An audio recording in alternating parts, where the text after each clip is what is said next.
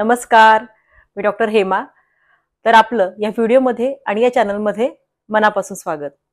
तर आज आपण वजन कमी करण्यासाठी आपल्या दैनंदिन जीवनामधील आपल्याला परिचित असलेले असे 5 पदार्थ पाहणार आहोत। आता हे पदार्थ पाहताना यांचे फायदे काय, हे पदार्थ किती प्रमाणामध्ये सेवन करायचे आणि त्याचबरोबर या पदार्थ शरीरामध्ये घेताना त्या बाबतीत कोणकोणत्या दक्षता पाळायच्यात, या सगळ्यांची सविस्तर चर्चा आजच्या व्हिडिओमध्ये आपण करणार आहोत। यामुळे तुम्ही वजन कमी करण्याचं स्वप्न साकारू शकता, तेही आरोग्यदायी पद्धतीने। तर चला सुरुवात करूया आजच्या व्हिडिओला। आहे लिंबू। तर पहिला पदार्थ आहे लिंबू। तर लिंबू आपल्या सगळ्यांच्याच परिचयाचा आहे। तर लिंबामध्ये व्हिटॅमिन सी आणि अँटीऑक्सिडंट याचं प्रमाण अतिशय भरपूर आहे। त्यामुळे आपल्या शरीरामधील चयापचय ही प्रक्रिया वाढवण्यासाठी लिंबू मदत करतं। आता चयापचय प्रक्रिया म्हणजे नेमकं काय? तर ज्या वेळेला आपण अन्नाचं सेवन करतो आणि अन्नाचं ऊर्जेमध्ये आणि पोषण तत्वांमध्ये रूपांतर होतं, तर ऊर्जेमध्ये जर अन्नाचं रूपांतर व्यवस्थित झालं तर आपल्या शरीरामध्ये वेगवेगळ्या ज्या क्रिया चालतात, श्वसन क्रिया, अन्नाची पचन क्रिया, म्हणजे जे वेगवेगळी कार्य शरीराकडनं केली जातात, त्या सगळ्यासाठी जी काही ऊर्जा आपल्याला लागते ती सगळी ऊर्जा आपल्या अन्नाद्वारे आपल्याला मिळते।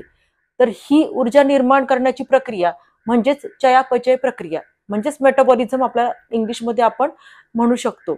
तर ही जी मेटाबॉलिझमची क्रिया वाढवण्यासाठी आपल्याला लिंबाचा रस म्हणजेच लिंबू मदत करतं। तर त्यामुळे ही क्रिया व्यवस्थित झाली तर पर्यायाने आपलं वजन देखील कमी होण्यासाठी मदत होते। आता याबरोबर लिंबाचे आणखीन देखील काही फायदे आहेत। तर आपल्या शरीरामधील रोगप्रतिकारक क्षमता वाढवण्यासाठी लिंबू अतिशय उपयोगी आहे। पचनक्रिया सुधारण्यासाठी देखील ते खूप उपयोगी आहे आणि शरीरामधील जे काही टॉक्सिन्स आपले तयार होत असतात, तर ते टॉक्सिन्स काढून टाकण्यासाठी देखील लिंबाचा रस अतिशय मदत करतो आणि त्यामुळे वजन कमी करण्याची प्रक्रिया सुलभ होते। आता हे झालं लिंबाचं महत्व। पण आता लिंबू आपल्याला घ्यायचं असेल तर ते कशा प्रमाणात आणि किती घ्यावं?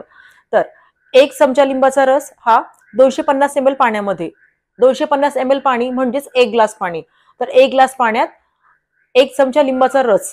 आता हे पाणी कसं पाहिजे? तर कोमट हवं, म्हणजे कोमट पाण्यामध्ये। तर 1 चमचा लिंबाचा रस 1 ग्लास कोमट पाण्यामध्ये टाकून आपण दररोज सकाळी अनुषेपोटी म्हणजेच रिकाम्या पोटी याचं सेवन करावं।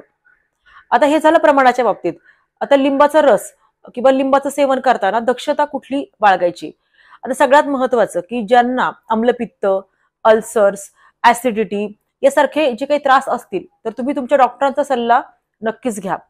दुसरं म्हणजे लिंबाच्या रसामध्ये आम्लता असते, त्यामुळे याचा परिणाम आपल्या दातांच्या इनॅमलवर होऊ शकतो, दातांचं नुकसान होऊ शकतं। तर त्यासाठी आपण हे लिंबाच्या रसाच्या पाण्याचं सेवन केलं तर त्यानंतर आपलं तोंड धुवून टाकावं, चूळ भरून टाकावी किंवा ह्या पाण्यानंतर आपलं साधं पाणी प्यावं। तर हे झालं लिंबाच्या बाबतीत। तर आपला 2 नंबरचा पदार्थ आहे आलं।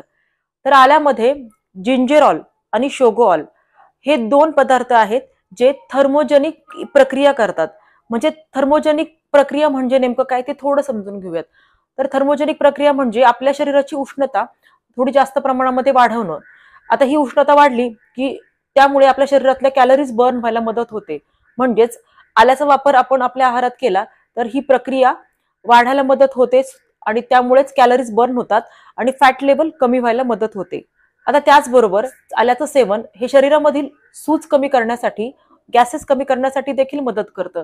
त्यामुळे शरीरातला जो काही जडपणा आहे सुजेमुळे आलेला, तो देखील कमी व्हायला मदत होते आणि यामुळे आपल्या शरीरामधील चरबी कमी करण्याची प्रक्रिया सुलभ करण्यासाठी आलं हे अतिशय उपयुक्त आहे। आता हे झालं आल्याचं महत्व। आता हे आलं किती प्रमाणामध्ये सेवन करायचं? तर 1 ते 2 सेंटीमीटर आल्याचा तुकडा किंवा अर्धा चमचा किसलेलं आलं आपण 200 ml पाण्यामध्ये उकळून ते पाणी थंड करायचंय, गाळायचंय आणि नंतर त्या पाण्याचं आपण सेवन करू शकतो। किंवा जेवणाच्या पूर्वी तुम्ही एखादा आल्याचा तुकडा खाऊ शकता। तर या पद्धतीनं आलं आपल्या शरीरामध्ये आपण घेऊ शकतो। आता आलं घेताना सावधगिरी कोणती पाळायची? आता ज्यांना पचनाच्या तक्रारी आहेत तर त्यांनी आलं घेताना मात्र सावधगिरी बाळगायची आहे। कारण आल्यामुळे कधी कधी मळमळ, जळजळ किंवा अपचन यासारखे त्रास देखील होऊ शकतात। तसेच ज्यांना उच्च रक्तदाब आहे त्यांनी देखील आल्याचं सेवन करताना ते प्रमाणातच करावं. तिसरा पदार्थ आहे मेथी दाणा.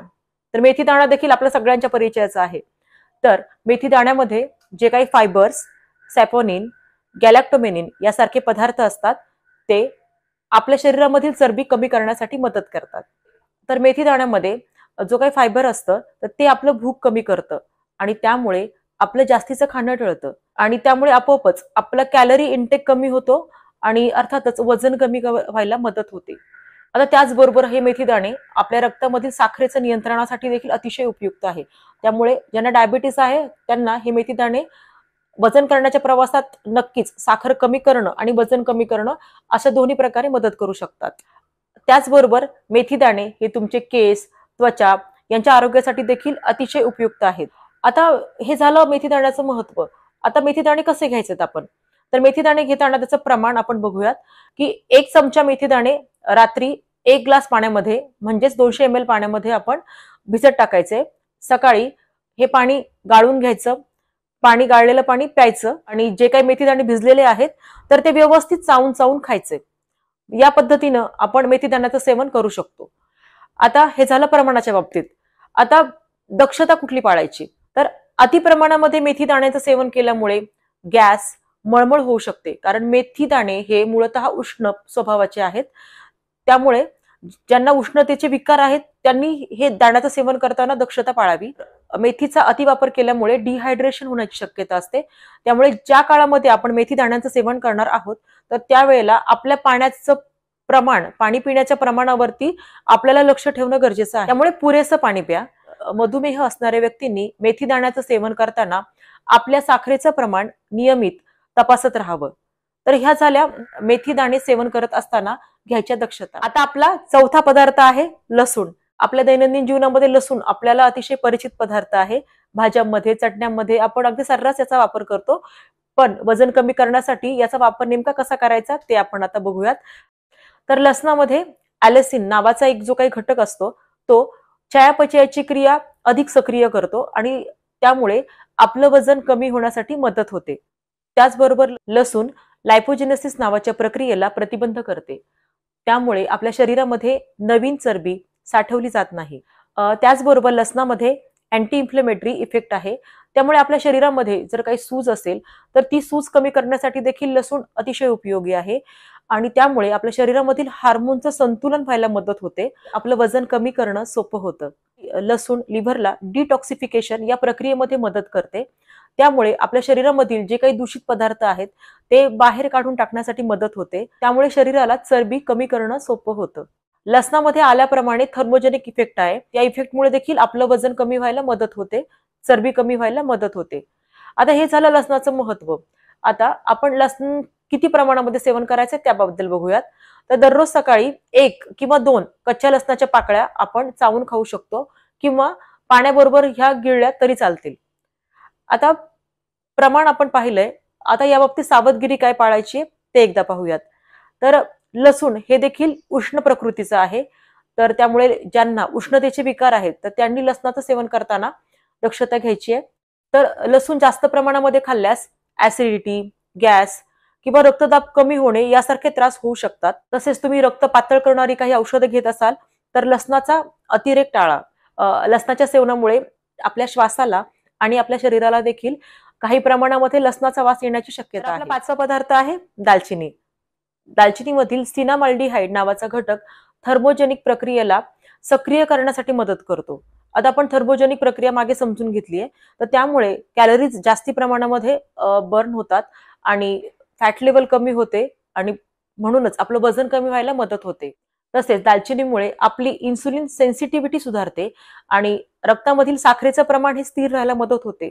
त्यामुळे कधी कधी आपल्याला मध्ये मध्ये जे क्रेविंग येतात स्नॅक्स खाणं तर हे क्रेविंग कमी व्हायला मदत होते आणि हे कमी झालं तर आपलं वजन कमी व्हायला देखील मदत होते.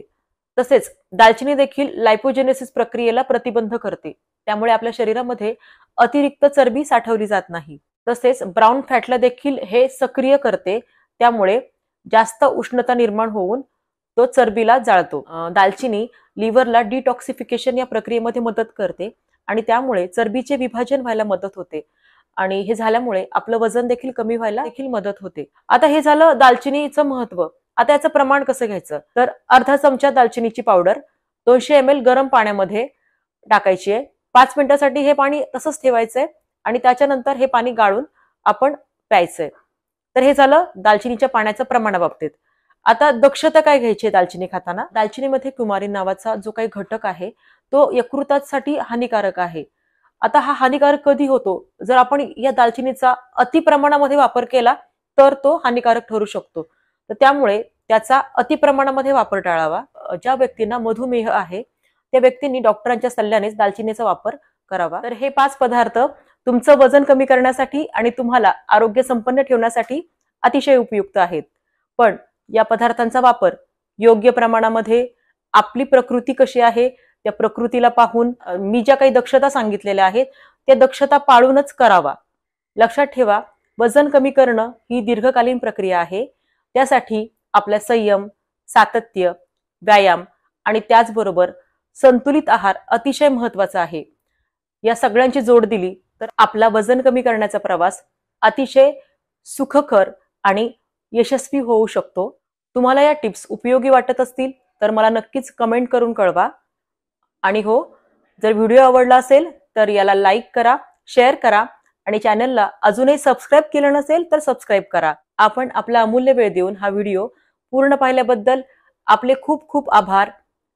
पुन्हा भेटूयात अशाच एका नवीन आणि आरोग्यपूर्ण व्हिडिओ सोबत. तोपर्यंत योग करा, या डाएट टिप्स फॉलो करा आणि स्वस्थ रहा. धन्यवाद.